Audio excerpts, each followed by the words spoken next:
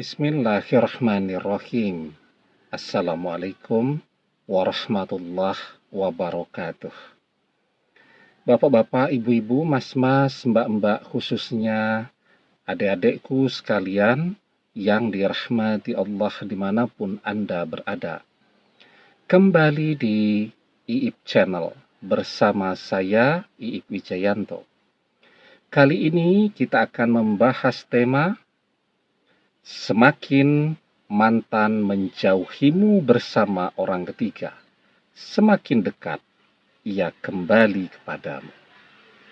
Mantan menjauhi kita bersama orang ketiga. Ya, ada orang ketiga di sisinya seakan-akan membuat mantan melupakan kita, tidak peduli dengan kita, dan mantan terlihat begitu happy, begitu bahagia bersama orang ketiga. Tetapi sesungguhnya kebersamaan mantan itu bersama orang ketiga justru itu akan mempercepat mantan untuk kembali kepada kita.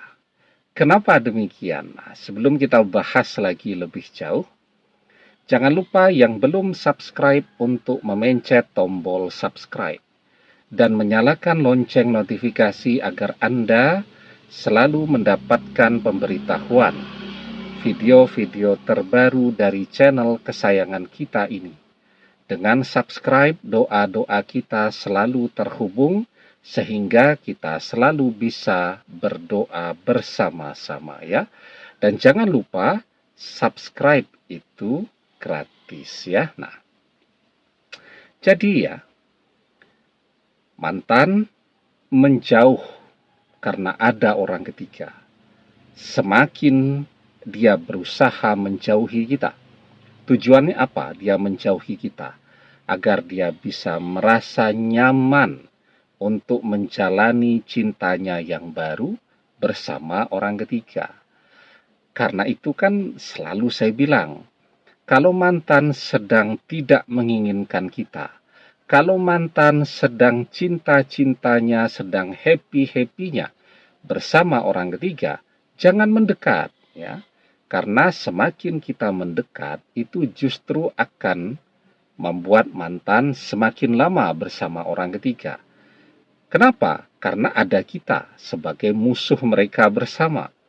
Mantan tidak akan menjadi dirinya sendiri, begitu juga orang ketiga. Sifat karakter aslinya tidak akan kelihatan. Kehadiran kita itu akan membuat orang ketiga selalu terlihat amat sangat indah di mata mantan. Begitu kita menjauh, di situ tuh baru kelihatan sifat dan karakter asli dari orang ketiga.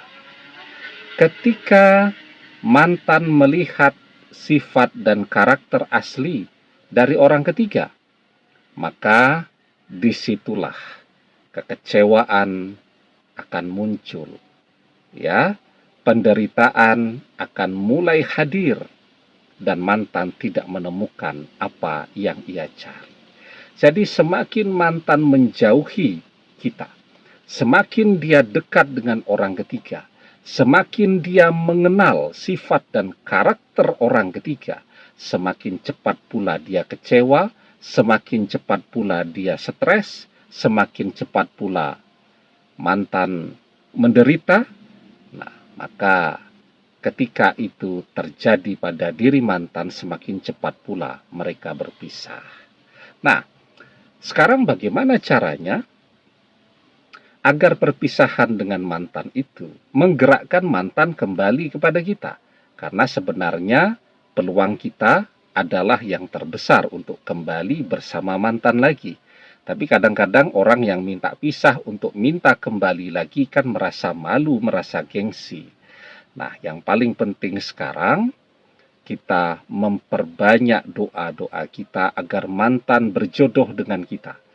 Kalau berjodoh, kemanapun dia pergi bersama siapapun dia akan kembali kepada kita. Kita berdoa, kita memohon kepada Allah terus-menerus.